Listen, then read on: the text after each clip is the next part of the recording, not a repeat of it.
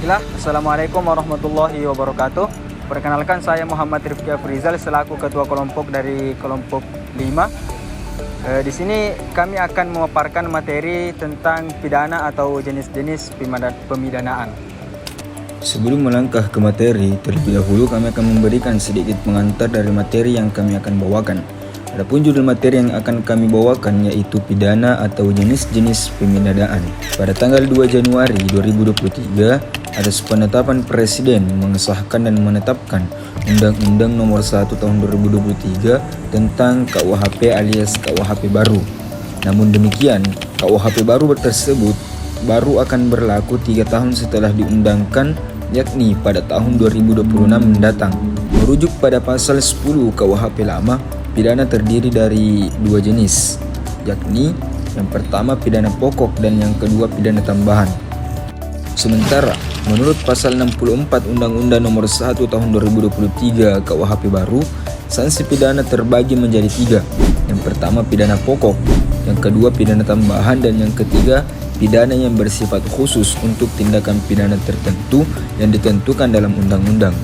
Selanjutnya kami akan membahas apa isi dari pidana pokok dan apa saja isi dari pidana tambahan. Yang pertama, pidana mati. Pidana mati atau hukuman mati adalah jenis pidana terberat menurut hukum positif Indonesia. Bagi mereka yang pro, hukuman mati dianggap sebagai pemberi efek jera lantaran kualitas dan kuantitas kejahatan dari waktu ke waktu semakin meningkat. Contoh kasus hukuman mati yaitu Freddy Budiman. Kata jera nampaknya tidak ada dalam kasus kehidupan seorang Freddy Budiman.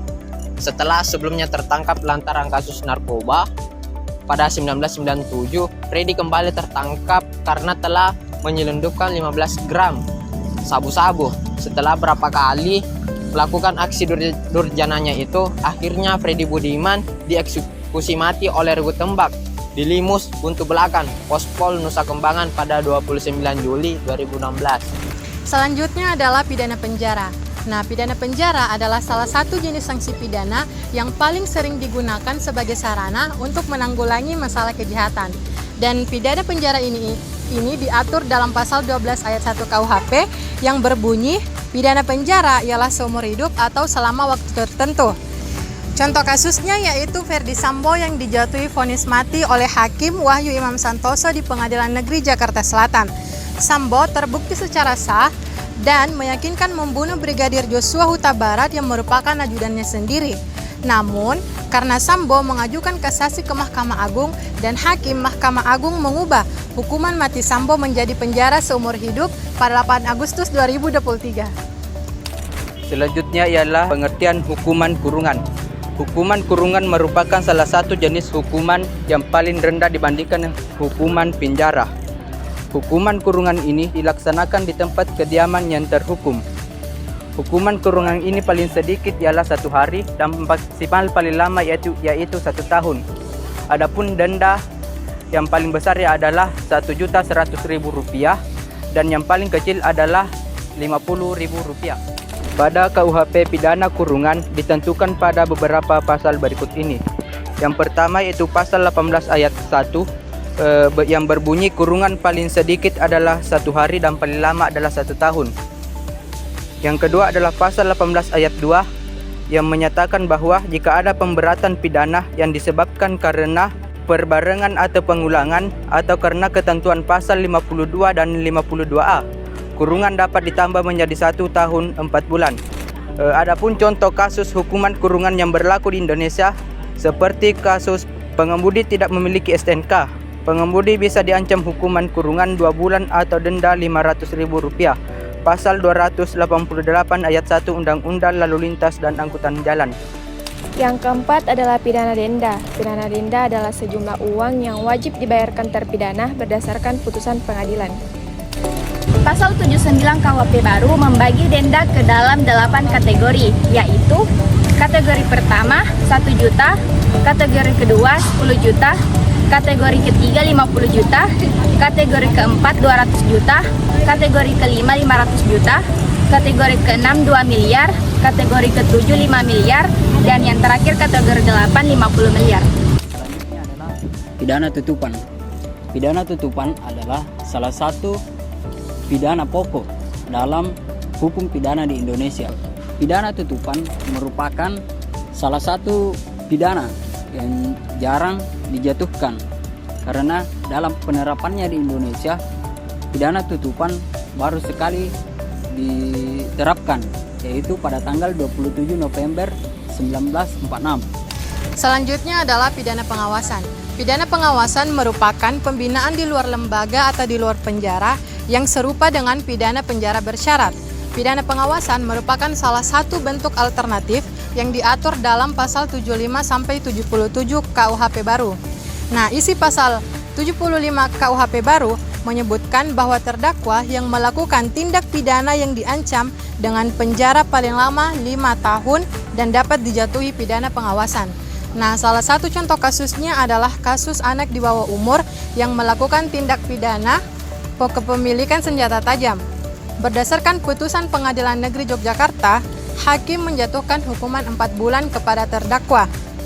Nah, dalam pasal 71 ayat 4 Undang-Undang Nomor 11 Tahun 2012 dijelaskan bahwa pidana apapun yang dijatuhkan kepada anak yang telah melakukan tindak pidana dilarang untuk melanggar harkat dan martabat anak tersebut yang dijatuhi tindak pidana. Hal ini dilakukan untuk tetap menjaga agar perkembangan psikologis anak tidak terganggu. Selanjutnya, pidana kerja sosial.